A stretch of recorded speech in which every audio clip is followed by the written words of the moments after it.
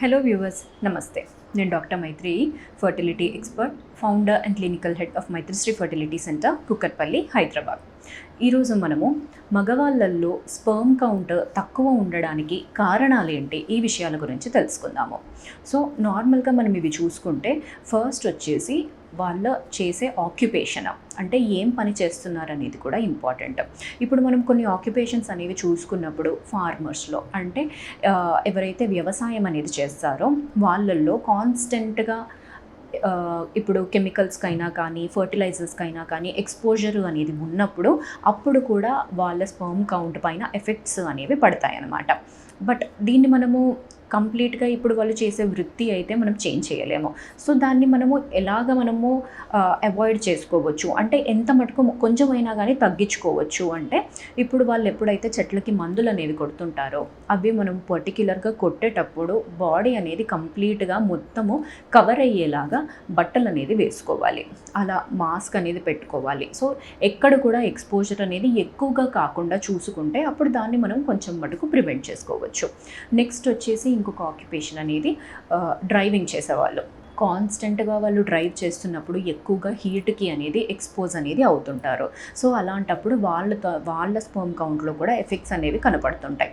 So ఇలా ఏమైనా ఉన్నాయి అంటే వాళ్ళు ఎప్పుడైనా డ్రైవ్ చేస్తున్నారు అన్నప్పుడు కాన్స్టెంట్గా కొంచెం బ్రేక్స్ అనేవి తీసుకొని తర్వాత అలా జాగ్రత్తలు అనేవి తీసుకుంటే దీన్ని మనం కొంచెం మటుకు ప్రివెంట్ చేసుకోవచ్చు.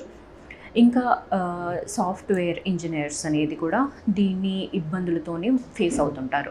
ఎందుకంటే వాళ్ళు ఎక్కువగా ల్యాప్టాప్స్ పైన పనిచేస్తుంటారు. అండ్ ల్యాప్టాప్స్ అనేవి పనిచేస్తున్నప్పుడు వాటిని డైరెక్ట్గా థైస్ పైన పెట్టుకొని కూడా పనిచేస్తుంటారు అనమాట. సో దాన్ని అవాయిడ్ చేయాలి. సో చేసే పని అయితే ఎటు అవాయిడ్ చేయలేరు. సో దాంట్లో మనం ఎటువంటి మోడిఫికేషన్స్ అనేది చేసుకోవాలి అనేది ఇంపార్టెంట్.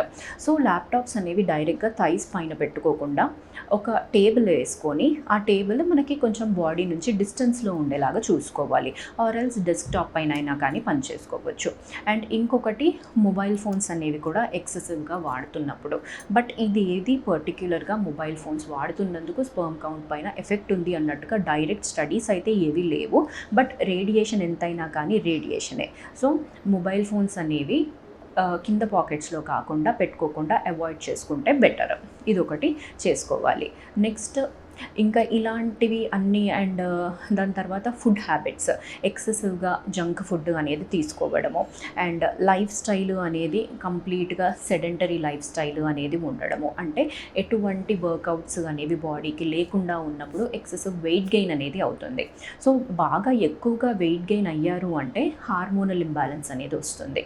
సో ఇలా హార్మోనల్ ఇంబ్యాలెన్స్ వచ్చినప్పుడు కూడా స్పర్మ్ కౌంట్స్ పైన ఎఫెక్ట్స్ అనేవి పడతాయి. తర్వాత వాళ్ళ హ్యాబిట్స్ వచ్చేసి ఎక్కువగా స్మోకింగ్ అన్నా ఆల్కహాల్ కన్జంప్షన్ అన్నా కానీ ఎక్కువగా ఉన్నప్పుడు కూడా దీంట్లో మనము ఎఫెక్ట్స్ అనేవి చూస్తుంటాము. సో మన లైఫ్ స్టైల్ అనేది మనం చేంజ్ చేసుకోవాలి. నెక్స్ట్ ఇంప్రూవ్మెంట్స్ అనేవి ఎలా చేయాలి అంటే ఫస్ట్ వచ్చేసి ఎక్సెసివ్ స్మోకింగ్ అండ్ ఆల్కహాలిజం తగ్గించాలి. అంటే ఇప్పుడు కంప్లీట్గా ఆపేయండి అంటే అది చాలా ఇంపాసిబుల్గా ఫీల్ అవుతారు. అందుకు అలా కాకుండా గ్రేడెడ్గా తగ్గించాలి. ఇప్పుడు ఫర్ ఎగ్జాంపుల్ డైలీ స్మోక్ చేస్తున్నారు అంటే ఎన్ని నెంబర్ ఆఫ్ సిగరెట్స్ అనేవి స్మోక్ చేస్తున్నారు, దాని నుంచి కొంచెంగా తగ్గించి స్మోకింగ్ అయితే కంప్లీట్గా స్టాప్ చేస్తే ఇంకా చాలా ఐడియల్.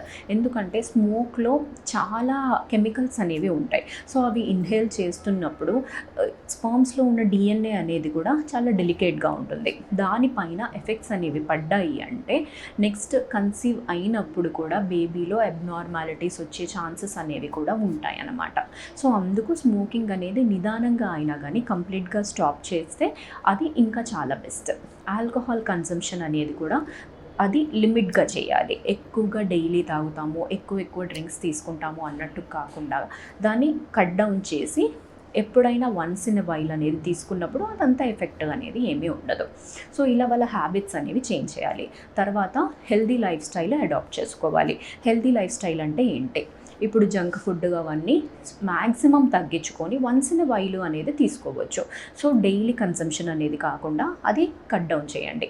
నెక్స్ట్ హెల్దీ ఫుడ్ అనేది తీసుకోండి. Healthy food in the sense ఏవైనా కానీ ఫ్రెష్ ఫ్రూట్స్ అండ్ వెజిటబుల్స్ అనేది డైట్లో ఇంక్లూడ్ చేసుకోవచ్చు. తర్వాత వచ్చేసి కార్బోహైడ్రేట్స్ అనేవి కొంచెం తగ్గించుకుంటే మీకు వెయిట్ లాస్కి కూడా హెల్ప్ చేస్తుంది. కార్బోహైడ్రేట్స్ని ఏ విధంగా మనము అంటే తగ్గించాలి, ఏది రీప్లేస్ చేసుకోవాలి అని మనం చూస్తే వైట్ రైస్లో మనము తీసుకునే క్వాంటిటీకి ఎక్కువగా కన్జ్యూమ్ చేస్తాం. అందుకు వైట్ రైస్ కొంచెం తగ్గించుకొని దానికి రీప్లేస్మెంట్గా మిల్లెట్స్ అయినా కానీ తీసుకోవచ్చు. మిల్లెట్స్ నార్మల్గా దీన్ని మనము ఇంక్లూడ్ చేసుకుంటే ఏ విధంగా అయితే మీరు రైస్ కన్జ్యూమ్ చేస్తున్నారో అదే విధంగా మిల్లెట్స్ అనేవి కన్జ్యూమ్ చేయొచ్చు. మిల్లెట్స్ అంటే దీంట్లో ఎటువంటివి ఉంటాయి, ఫర్ ఎగ్జాంపుల్ కొర్రలు ఉంటాయి, జొన్నలు ఉంటాయి, సజ్జలు ఉంటాయి, ఇలాంటివన్నీ మీ డైట్లో ఇంక్లూడ్ చేసుకోవచ్చు. అంటే డైలీ ఒక్కొక్క డైట్ ప్లాన్ లాగా దాన్ని ఇంక్లూడ్ చేసుకుంటే అది మీకు కంప్లీట్గా బోరింగ్గా కూడా ఉండదన్నమాట. దాన్ని మీరు ఒక మంచి రెసిపీస్తో చేసుకున్నారు అంటే అది డైలీ ఒక మంచి డైట్ ప్లాన్ లాగా కూడా అవుతుంది. తర్వాత ఆఫ్టర్నూన్ కూడా రైస్ అనేది ఎక్కువగా కన్జ్యూమ్ చేయకుండా కంప్లీట్ రీప్లేస్మెంట్ అనేది చేయలేకపోయినా కానీ కట్ డౌన్ చేయండి. కట్ డౌన్ చేసినప్పుడు మీ డైట్లో కొంచెము ఎక్కువగా ప్రోటీన్స్ అనేవి ఇంక్లూడ్ చేసుకోండి, సాలాడ్స్ అనేవి ఇంక్లూడ్ చేసుకోండి, దాంతో మీకు హెల్ప్ అవుతుంది. నెక్స్ట్ వచ్చేసి బ్రేక్ఫాస్ట్లో మీరు ఏదైనా కానీ తీసుకోవచ్చు. ఇప్పుడు సౌత్ ఇండియన్స్ అంటే జనరల్గా మనం ఎక్కువగా తీసుకునేది ఇడ్లీ, దోశ ఇలాంటివి ఉంటాయి, అవి తీసుకోవచ్చు, ఇబ్బంది ఏం లేదు. ఎందుకంటే మీకు డే అంతా దాన్ని క్యాలరీస్ అనేవి బర్న్ చేయడానికి టైం ఉంటుంది కాబట్టి అలాంటి డైట్స్ అయినా కానీ తీసుకోవచ్చు, ప్రాబ్లం ఏం లేదు. సో మెయిన్గా కట్ డౌన్ చేయాల్సినవి అంటే ఎక్కువగా sweets, junk food, sugary items, cool drinks, pizza, burger ఇలాంటివన్నీ కట్ డౌన్ చేయండి. హెల్దీ ఫుడ్ అనేది అడాప్ట్ చేసుకోండి. నెక్స్ట్ వచ్చేసి సెమెన్ అనాలిసిస్లో ఇలాంటి మీరు ఫుడ్స్ అనేవి ఇంక్లూడ్ చేసుకున్న తర్వాత కూడా ఇంప్రూవ్మెంట్స్ అనేవి జరగట్లేదు అంటే దాని తర్వాత నెక్స్ట్ మళ్ళీ డాక్టర్ దగ్గరికి వెళ్ళి మెడికేషన్స్ అనేవి కూడా తీసుకొని తర్వాత ఇంప్రూవ్ అయిందంటే ఓకే, లేదు ఇంప్రూవ్ అవ్వట్లేదంటే ఏ కారణాల వల్ల ఇంకా తక్కువ ఉంది, హార్మోనల్ ఇంబ్యాలెన్స్ ఏమైనా ఉందా, లేకపోతే వారికోసీల్ అనే కండిషన్ ఏమైనా ఉందా, ఇవన్నీ ఎవాల్యుయేషన్ అనేది చేయాలి. చేసిన తర్వాత ఫర్దర్గా నెక్స్ట్ ట్రీట్మెంట్ ప్లాన్ ఏం అవసరం పడుతుంది, న్యాచురల్గా కన్సెప్షన్ వస్తుందా, లేకపోతే ఐయుఐ అయినా కానీ ఐవీఎఫ్ అయినా కానీ ఇలాంటి ట్రీట్మెంట్స్కి ఏమైనా వెళ్ళాల్సిన అవసరం అనేది ఉందా అన్న డెసిషన్ అనేది తీసుకోవాలి.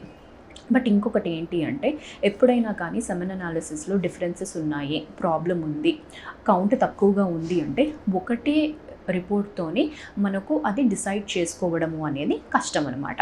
అట్లీస్ట్ సెమెన్ అనాలిసిస్వి 2 రిపోర్ట్లు అయినా కానీ ఉండాలి, అది కూడా ఒక 1 మంత్ డ్యూరేషన్లో ఉండాలి.